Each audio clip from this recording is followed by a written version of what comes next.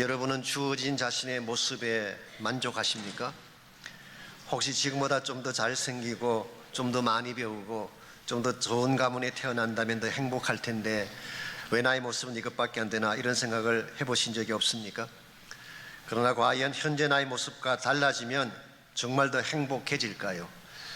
근데 제가 송중기처럼 생기면 더 행복해질까요? 제가 그런 얼굴이었다면 우리 집사람이 저를 안 좋아했을 거예요. 제가 아는 한 송중기는 우리 집사람 타입이 아니기 때문에 최불암이라면 모를까. 여러분, 인생 행복이라고 하는 것은 주어진 외적 조건에 따라서 결정되는 것이 아닙니다. 오히려 자신의 모습이 어떠하든지 자신을 있는 그대로 수용하고 그 안에서 최선을 다할 때 우리 삶이 더 아름답게 이루어지는 것입니다. 그럼에도 불구하고 오늘날 많은 사람들이 자신이 아닌 다른 사람을 흉내내 내려고 시도하는 것을 보게 됩니다. 더 멋있게 보이고 더 화려하게 보이는 누군가를 흉내 내려고 할 때에 사실은 여러분은 굉장히 위험해질 수가 있고 자칫하면 더 누추한 삶으로 전락할 가능성이 있습니다. 얼마 전 한국신문에 박철상이라고 하는 35세 난 청년에 대한 스토리가 소개된 적이 있습니다. 이 사람은 대학 다닐 때 아르바이트로 모은 돈 1,000만 원을 가지고 주식에 투자를 해서 400억 원이라고 하는 엄청난 자산을 모았다고 합니다. 한마디로 투자의 귀재라고 할 수가 있겠죠. 이 사람은 주중에는 대학교를 다니고 주말에는 홍콩에 있는 투자회사로 가서 주식을 다루었는데 엄청난 자산을 모았다는 것입니다. 더 놀라운 것은 그렇게 해서 번 돈으로 사회 여러 단체에 기부를 했습니다. 자신이 다니던 대학에 1억 원을 기부하고 총장과 함께 찍은 사진도 이렇게 인터넷에 있던 걸 제가 보았어요. 사회복지단체 어려운 고등학생들에게 수억 원을 기부하면서 일약 스타가 됐습니다. 그 결과 대학생으로서는 최초로 1억 원 인사 기부해야 들어가는 어너 소사이어티의 회원이 되는 이런 명예를 누리게 됐습니다. 이 사람에게 붙여진 별명이 뭘까요? 청년 워런 버핏, 청년 기부왕, 이런 별명이 붙여졌다고 합니다. 그랬는데 이 모든 것이 다 사기로 판명이 났습니다. 400억 원 자산도 거짓말이고 홍콩에 본사가 있다는 것도 거짓말이었습니다. 해외 한 번도 나가본 적이 없는 사람이에요. 여권조차도 만들어 본 적이 없는 사람인데 무슨 홍콩에 가서 투자를 하겠습니까? 사실은 남의 돈을 빌려서 기부한 것입니다. 18억 원인가 투자 명목으로 빌려서 사람들에게 선심을 쓰며 기부를 한 것이죠. 결국 이것이 들통이 나서 지난 7월 달에 5년형 선고를 받고 지금은 감옥에 들어가 있습니다. 왜 이와 같은 일을 했을까요? 사람들에게 더 멋있는 영웅처럼 보이고 싶다고 하는 허영심 때문이었습니다. 사람들에게 박수를 받고 유명세를 타기 위해서 자신이 아닌 다른 사람의 모습을 가장해서 표현한 것입니다. 여러분, 이것은 참으로 어리석기 짝이 없는 선택입니다. 우리에게 주어진 인생은 누구도 대신할 수 없는 독특한 것입니다. 그러므로 나 아닌 다른 사람의 인생을 살려고 하는 것은 잘못이고 더구나 다른 사람과 나를 비교하는 것은 어리석은 것입니다. 나의 나됨은 그 자체로서 존귀하고 가치 있는 것이기 때문입니다. 이 사실을 바로 안다면 하나님이 나에게 부여한 것이 무엇이든지 그 안에서 내가 할 수 있는 최선을 다하고 그 결과 하나님께 기쁨을 돌리게 된다면 이것이 아름답고 행복된 삶인 것입니다. 오늘 여러분과 제가 나에게 주어진 삶 자체가 하나님의 선물이고 이것만으로도 하나님께 감사할 수 있을 때에 여러분은 남들을 부럽지 아니한 행복자로 살아가실 수가 있고 또 하나님이 기뻐하는 열매도 맺을 수가 있습니다. 어떻게 하면 여러분과 제가 주어진 조건에 상관없이 하나님 안에서 최선을 다함으로 하나님께 기쁨을 올려드리는 그런 삶을 살아갈 수가 있을지 오늘 같이 주어진 본문을 가지고 그것을 함께 나누어 보려고 합니다. 오늘 같이 읽은 본문에 보시면 하나님의 부르심에 순응하는 삶이 얼마나 중요한가에 대한 말씀이 기록되어 있습니다. 17절 말씀 제가 읽어드리겠습니다. 오직 주께서 각 사람에게 나눠주신 대로 하나님이 각 사람을 부르신 그대로 행하라. 내가 모든 교회에서 이와 같이 명하노라. 오늘 본문의 중요한 단어가 각 사람이라고 하는 단어입니다. 헤카스토스라는 이 헬라 말은 사실은 each individual 그런 뜻입니다. 그룹으로 도매금으로 같이 묻어가는 사람이 아니라 distinctly individual, 따로 구별되어진 독특하게 구별된 한 사람을 말하는 것입니다. 하나님은 우리 인생을 도매금으로 같이 붙여 다루는 것이 아니라 한 사람 한 사람을 독특하게 다루시고 각자에게 나누어 주신 독특한 것이 있다는 것입니다. 그것이 개성일 수도 있고 지위일 수도 있고 재능일 수도 있고 때에 따라서는 삶의 정황일 수도 있겠습니다.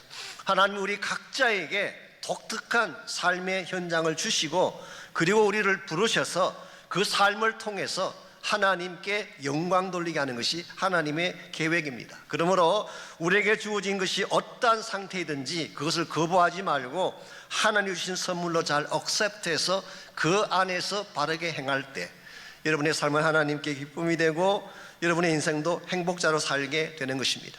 실제로 고린도 교회 안에는 다양한 형태의 사람들이 함께 존재했습니다. 소위 말하는 호모지니어스 그룹이 아니라 아주 티피컬한 헤테로지니어스 그룹, 각양각색의 사람들이 함께 모여 만든 공동체가 고린도 교회였습니다. 그 중에는 할례를 받은 유대인도 있었고 할례 받지 아니한 헬라인도 있었습니다. 그들 가운데는 종으로 있다가 예수 믿은 사람도 있었고 종을 부리며 살았던 자유인들도 있었습니다. 여기서 종이라고 번역한 것은 사실은 노예를 말합니다. 슬레이브. 이 고대 사회는 노예가 참 많았어요. 특히 고린도 지역에는 약 3분의 1이 노예였던 것으로 알려져 있습니다. 노예가 되는 것은 전쟁에 져서 포로가 되거나 빚을 갚지 못하거나 혹은 노예의 자식으로 태어나게 되면 자신의 의지와 상관없이 노예가 되는 것입니다. 이와 같이 노예 신분을 가지고 있던 사람이 어느 날 예수 그리스도의 복음을 듣고 크리스찬이 됐습니다. 그러니 당연히 교회 안에 들어가서 교회 안에 한 지체가 되지 않겠습니까? 이와 같이 종으로 있던 사람들, 할례 받은 사람들, 헬라인들, 자유인들 여러 사람들이 함께 모여서 공동체를 이루었으니 고린도 교회의 모습이 얼마나 복잡하고 어려웠겠습니까? 더구나 지난주에 소개해드린 것처럼 고린도 교회 안에는 결혼한 상태도 다양했습니다. 기혼자도 있고 미혼자도 있고 독신자도 있고 심지어 하나님 나라를 위해 never married, 하나님 나라를 위해서 특별하게 홀로 된 그런 사람들도 있었습니다. 이와 같이 다양한 많은 사람들을 향해서 오늘 바울은 뭐라고 말씀하고 있나요? 하나님이 너희들을 부르신 그대로 행하라. Remain staying as you are. 너희들이 하나님께 부름받은 모습 그대로 머물라, 그렇게 말씀하고 있습니다. 왜 그럴까요? 나에게 주어진 삶 자체가 인간이 디파인한 것이 아니라 하나님이 규정하신 것이기 때문입니다. The Message 바이블을 보게 되면 17절을 이렇게 번역했습니다. God defines your life. 너희들이 가지고 있는 상태가 너희들의 인생을 규정한 것이 아니라 하나님이 너희들의 인생을 규정하고 결정했다. 그러므로 하나님이 define 하시고 하나님이 결정해서 주신 삶의 현실이 나 자신이기 때문에 나를 떠나서 다른 사람처럼 되려고 하는 것은 위험한 것입니다. 그래서 18절을 다시 보시면 할례자로서 부르심 받은 자가 있느냐 무할례자가 되지 말며 무할례자로 부르심 받은 자가 있느냐 할례를 받지 말아라. 너희들이 원래 태어난 모습 그대로 스테이하라는 것입니다. 19절 할례 받는 것도 아무것도 아니요 할례 받지 아니하는 것도 아무것도 아니로되 오직 하나님의 계명을 지킬 따름이니라. 너희들의 출발이 어떠하든지 너희들의 주어진 또 인적인 상태가 어떠하든지 이게 중요한 것이 아니라 하나님의 말씀이 중요하다, 하나님의 뜻이 중요하다, 그런 뜻이에요. 그러면서 20절에서 각 사람은 부르심을 받은 그 부르심 그대로 지내라. 이것이 오늘 본문을 통해서 바울이 여러분과 저에게 주시는 참 중요한 교훈입니다. 나의 나됨에 대한 인식, 그리고 그 속에서 최선을 다하는 삶이야말로 하나님이 기뻐하시는 건강한 삶이요 행복자의 삶이다, 그런 뜻입니다. 오늘 여러분들은 누구를 위해 인생을 살고 계시는지요? 혹시 사람들을 기쁘게 하기 위해서, 사람들의 구미에 맞추기 위해서 인생을 살고 계신다면 이건 피곤하고 힘들기 짝이 없는 인생입니다. 하나님이 여러분을 부르신 모습 그대로 잘났건 못났건 그 자체로서 최선을 다하고 행복자가 되어져야지 이 땅에 여러분을 보내신 하나님의 뜻을 성취할 수가 있게 되고 결과적으로 하나님 앞에 기쁨되는 삶을 누리게 되는 것입니다. 우리 모두에게 주어진 형편이 다르고 상태가 다르지만 나에게 주어진 모습 그대로 하나님께 올려드려서 우리의 삶 자체가 하나님께 기쁨이 되고 영광이 되려면 어떤 것이 필요할지 오늘 본문 속을 나타난 몇 가지 교훈을 정리하는 가운데에 있는 그대로 행복자가 되는 데 필요한 몇 가지 요소들을 나누려고 합니다. 첫 번째로 여러분과 나의 모습 그대로 행복자로 하나님께 드려지기를 원한다면 내가 가진 신분이 새로운 신분이다. 이 새 신분에 대한 인식이 필요합니다. 여러분과 제가 예수를 믿는 순간, 나의 구원자로 영접하는 순간 여러분은 과거에 어떠한 스테이터스를 가지고 계셨든, 그게 종이든 노예든 자유자든 어떤 스테이터를 가지고 있든 그리스도를 영접하는 그 순간 new status, new identity, 새로운 신분을 가진 자가 되는 것입니다. 즉 예수 그리스도의 사람이라고 하는 크리스찬이라고 하는 새로운 신분을 소유한 자가 되는 것입니다. 이와 같이 새 신분을 갖게 되면 어떤 형편이 될까요? 22절을 보십시오. 주 안에서 부르심을 받은 자는 종이라도 주께 속한 자유인이요 또 그와 같이 자유인이 됐을 때 부르심을 받은 자는 그리스도의 종이니라. 나의 신분이 혹시 종이었다고 할 때에 종이 된 상태에서 내가 부르심 받았다면 실제 사회적인 나의 스테이터스는 종이지만 그리스도 안에 들어왔기 때문에 자유자가 되었다. 쉽게 표현하면 우리의 모든 죄의 권리를 다 벗어버리고 율법의 권리를 다 벗어버리고 그리스도 안에 있는 참 자유를 누리게 되었기 때문에 나의 신분에 상관없이 자유케 된 것입니다.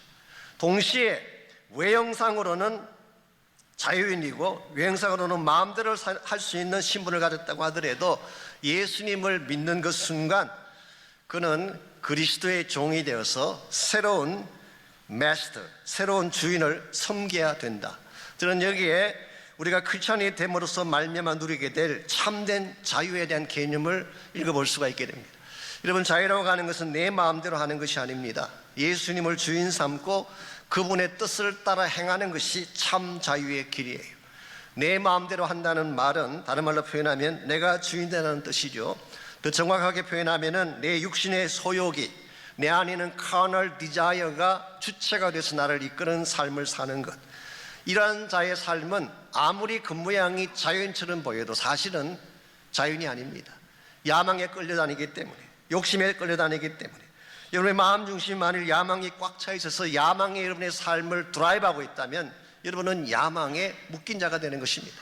탐욕이 여러분의 삶을 드라이브하고 있다면 여러분이 아무리 부인하고 싶어도 탐욕이 여러분을 묶고 있는 것입니다.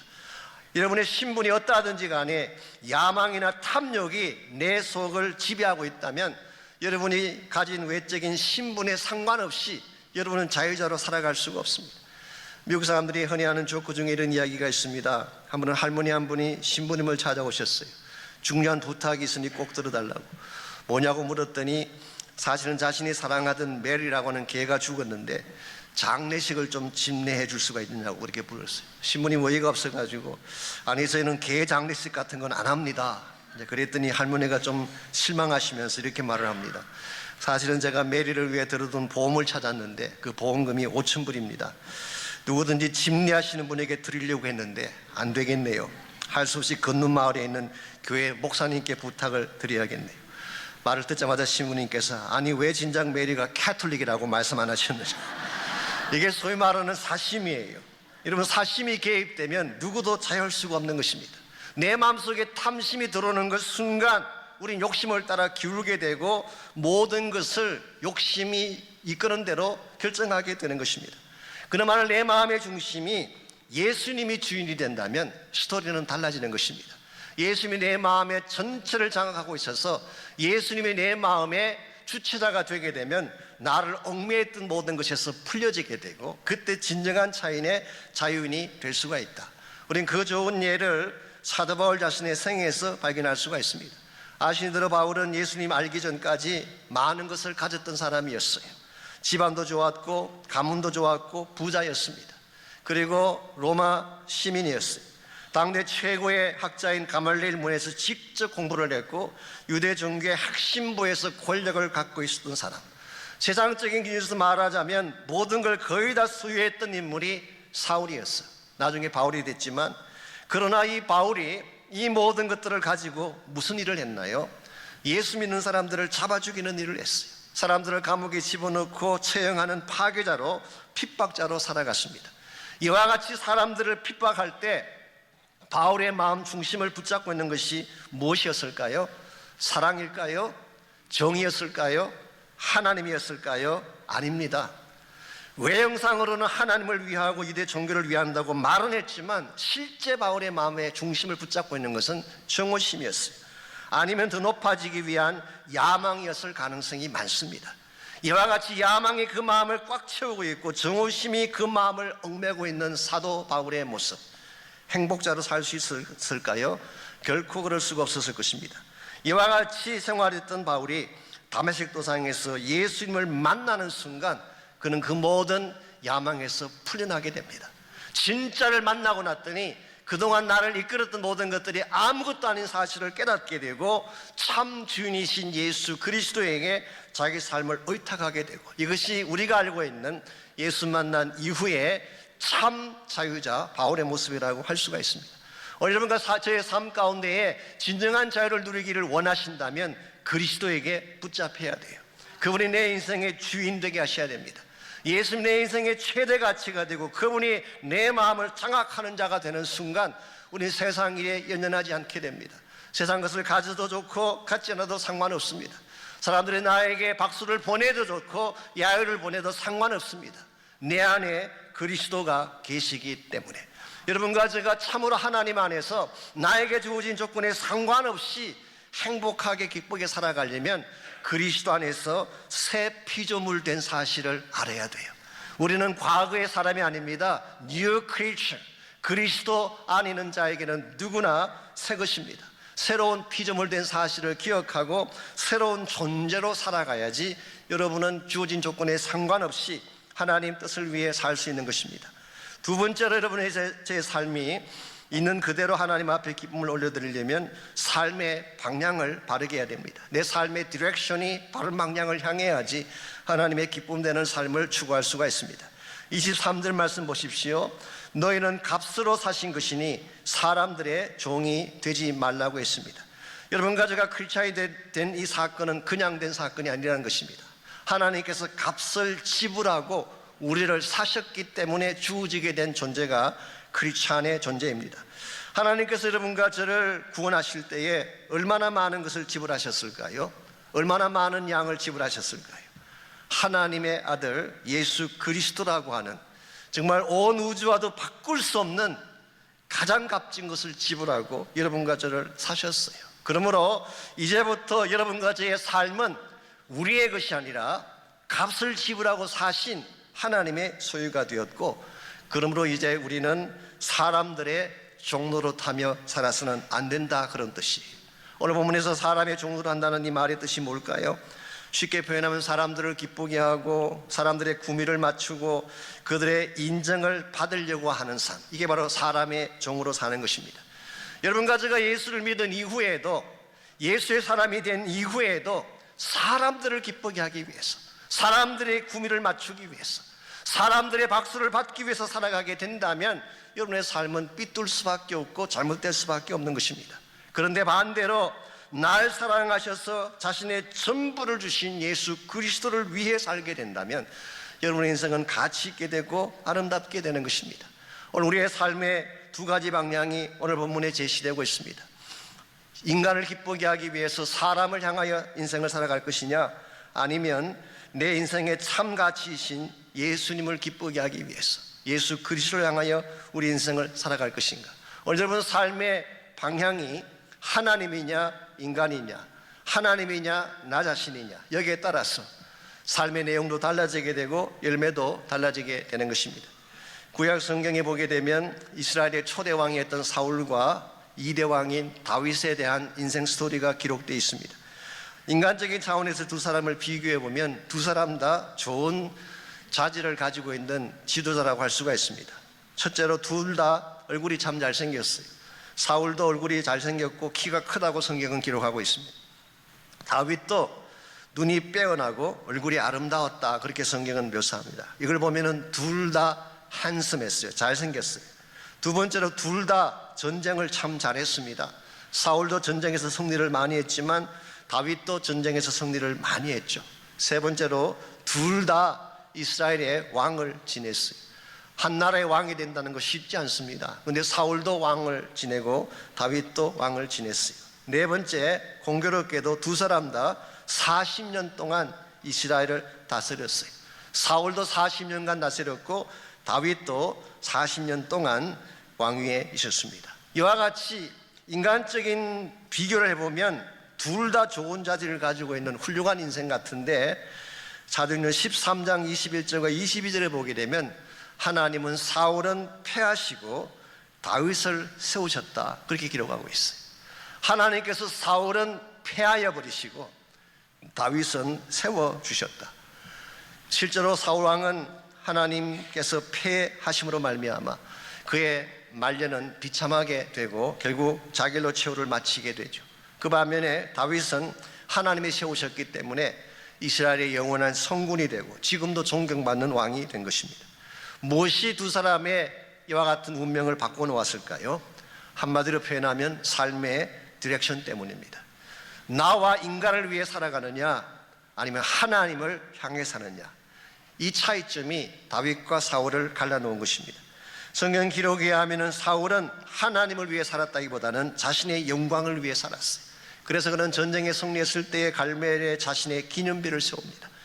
하나님께서 막으셨지만 아말렉과의 전투가 끝났을 때에 전리품을 남겨다가 자기가 취하려고 했어요. 좋은 양들과 소들을 많이 취했어요. 뿐만 아니라 이 사울은 사람들의 박수에 참 민감했습니다. 다윗이 골리앗을 죽이고 돌아왔을 때에 수많은 이스라엘 백성들이 거리에 나와서, 특별히 여인들이 속옷치며 춤을 추며 노래할 때 어떤 노래를 불렀습니까? 사울이 죽인 자는 천천히요 다윗은 만만이라고 노래했어요. 이걸 들었던 사울이 업셋됐어요. 성경 기록에 하면은 굉장히 분노했어요. maybe 그의 마음속에 있는 열등감과 maybe 질투심이 그로 하여금 분노하게 만들었는지도 모르겠어요. 이 한 가지 일 때문에 그는 다윗을 죽이기로 작심하게 되고 결과적으로 다윗의 원수가 돼서 평생을 살아가게 되죠. 그리고 자기중심적으로 인간중심적으로 삶을 추구했기에 결국 사울왕의 마지막 말년은 비참했고 나중에는 실성한 사람처럼 살아가다가 전쟁에 패배하고 자결로 생애를 마치고 말았습니다. 그 반면에 다윗은 모든 것을 하나님 중심으로 살았어요. 자기 마음의 소원도 자기가 품었던 꿈도 살아야 될 이유도 하나님 한 번밖에 없었어요.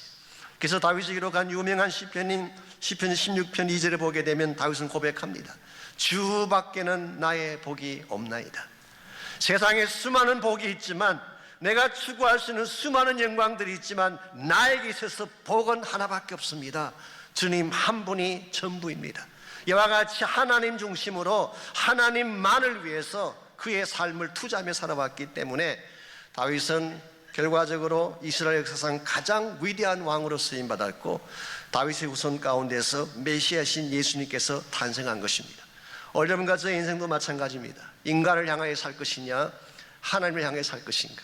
그래서 인간을 향해 살아가는 한은 여러분은 절대로 상처와 고통을 벗어날 수 없어요. 아무리 노력해도 인간은 만족시킬 수 없기 때문에. 그러므로 사람을 중심으로 살게 되면 여러분의 인생은 막히게 되고 답답하게 되고 상처받게 되는 것입니다. 그러나 만일 사람을 보는 것이 아니라 사람 너머에 계시는 하나님을 바라보게 되면 여러분이 혹시 억울한 일을 당하고 힘든 일을 당해도 그것을 극복하고 넘어서게 되는 것입니다. 베들레헴 철강회사라고 하는 유명한 회사가 있었습니다. 그 회사의 회장을 역임한 분이 찰스 슈왑이라는 사람인데요, 아마 여러분이 알고 있는 투자가 찰스 슈왑과는 다른 인물입니다. 여러분 그 스탁 브로커인 찰스 슈왑은 정확하게 말하면 찰스 로버트 슈왑이에요. 근데 제가 지금 말씀드리는 찰스 슈왑은 찰스 마이클 슈왑. 이분은 앤드류 카네기 밑에서 일을 하다가 나중에 회장까지 된 그런 인물입니다. 한 번은 이분이 프린스턴 대학에 와서 강연을 하는데 자기가 평생 잊지 못할 한 사람이 있다, 그리고 한 사람을 소개해 주었어요. 그 사람이 어떤 분이냐고 하면 자신의 철강 회사에서 일을 하던 늙은 독일 남자였습니다. 독일 사람이긴 하지만 사실 미국에서 태어난 독일인, 근데 나이가 많은 늙은 분이었습니다. 근데 이분이 일을 하는 도중에 2차 대전이 터진 것입니다. 즉 독일과 미국이 전쟁을 벌이게 됐어요. 이렇게 되자 주변에 있는 사람들이 그들의 노인을 미워하기 시작합니다. 사실은 미국에서 태어났기 때문에 이 사람도 미국 시민인데도 불구하고 이 사람을 박해하고 미워하는 것입니다. 하루는 이 회장님이 바깥에 나갔다 들어와 봤더니 이 독일 노인을 사람들이 진흙탕 속에 집어넣고 모욕을 주고 있었어요. 그랬음에도 불구하고 이 노인은 전혀 거기에 대해서 분노하지 않고 그냥 씩 웃으면서 기어 나오는 것입니다. 이걸 보다 못한 회장이 물었습니다. 아니 왜 당신은 좀 따지기라도 하지 분하지도 않느냐고, 왜 그러냐고 물었을 때 그분이 한 대답이 다음과 같았다고 합니다. 제가 한 번만 참으면 될 일을 괜히 또 다른 전쟁을 일으킬 필요는 없지 않겠습니까? 이미 2차 대전이 벌어졌는데 또 우리 안에서 또 전쟁을 일으킬 필요가 뭐가 있겠는가, 그런 뜻이겠죠. 그러면서 한마디 덧붙이기를, 무슨 일을 당하든 주님 바라보며 그저 웃지요. 무슨 일을 당하든 주님 바라보며 그저 웃지요. 사실 이게 보통 말이 아닙니다. 정말 내공이 굉장히 깊은 사람이 아니면 할 수 없는 말. 나를 억울하게 만들고 나에게 피해를 주는 사람을 앞에 놓고도, 그러면 당연히 화를 내야 되고 당연히 대어드려야 됨에도 불구하고 웃는다고 하는 것은 이거 굉장히 깊은 영성 가진 사람이에요. 이와 같은 사람은 함부로 다룰 수가 없어요. 내가 무엇인가 해를 끼쳤을 때 대드는 사람이 오히려 다루기가 쉽습니다. 그런데 정말 손해를 입히고 억울한 일을 쏟아붓고 그렇게 해도 웃을 수 있는 사람, 이건 보통 사람이 아니에요. 이런 사람은 세상이 감당하지 못하는 것입니다. 성경에 보게 되면 스데반 집사님이 이와 같은 모습을 보였어요.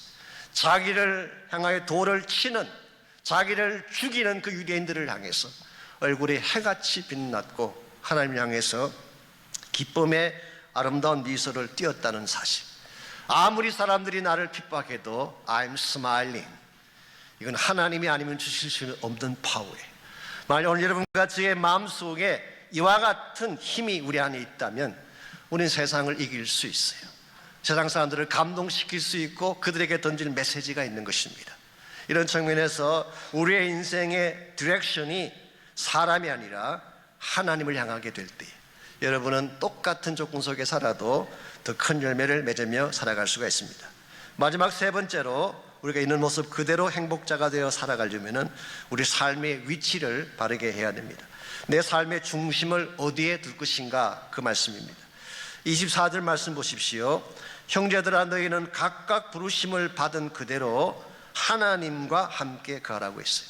하나님께서 우리를 부르셨습니다. 우리가 부르심 받은 그대로 어디에 거하라는 것입니까? 하나님과 함께, remain with God. 하나님과 함께 머물러라. 즉 하나님이 계신 그곳, 하나님이 나를 부르신 바로 그곳에서 하나님과 함께 거해야지 우리 인생이 극대화될 수 있다, 그런 뜻입니다. 여러분과 제가 가진 능력이 아무리 뛰어나도 우리 자체만으로는 힘을 발휘할 수가 없습니다. 그런데 우리가 하나님 안에 거하게 되면 엄청난 능력을 발휘할 수가 있게 돼요. 그러니까 하나님 안에 거한다는 말은 하나님이 가진 능력을 공급받고 하나님이 나에게 부어주시는 힘을 공급받는다는 것을 의미하기 때문에 우리 자체만 보게 되면 무능력해 보이고 연약해 보여도 여러분이 하나님 안에 거하는 순간 여러분은 굉장한 파워풀한 인생이 되는 것입니다. 오늘 많은 사람들이 하나님 바깥에서 자기의 재능을 발휘하려고 하는데요, 아무리 많은 재능을 발휘해도 하나님 바깥에서 하는 일은 가치가 없어요. 영혼이 남지 않는 것입니다.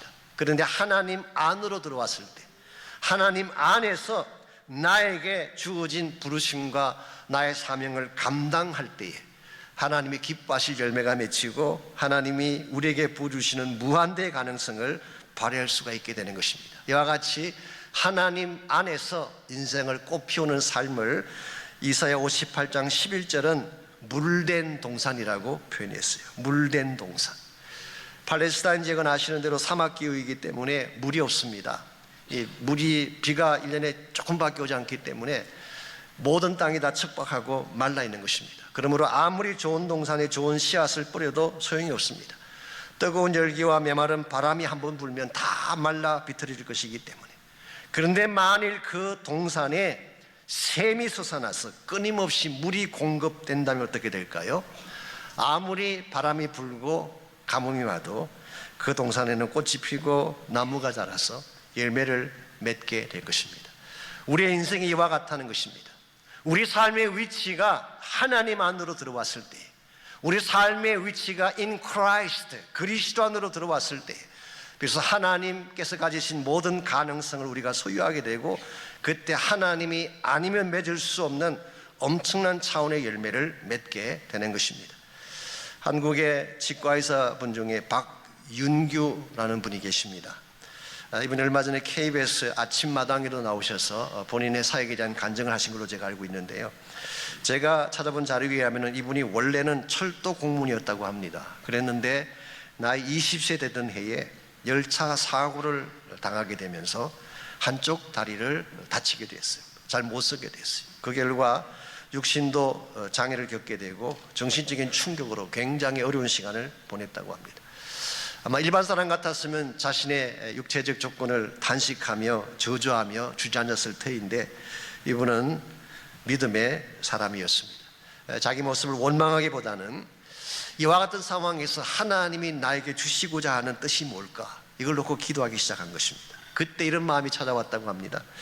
사실은 사고로 죽을 수도 있었는데 하나님이 살려주신 삶이 아니냐, 그러므로 지금부터 내가 사는 삶은 덤으로 사는 삶이기 때문에 나를 위해 살지 말고 하나님 위해 살자, 그렇게 결심하고 그때부터 공부를 다시 시작했습니다. 좀 늦은 나이지만 4년 동안 공부를 한 끝에 치과대학에 입학을 하게 되고 나중에 치과대학을 졸업하고 의사가 됐어요. 전 이것만으로도 기적이라고 생각합니다.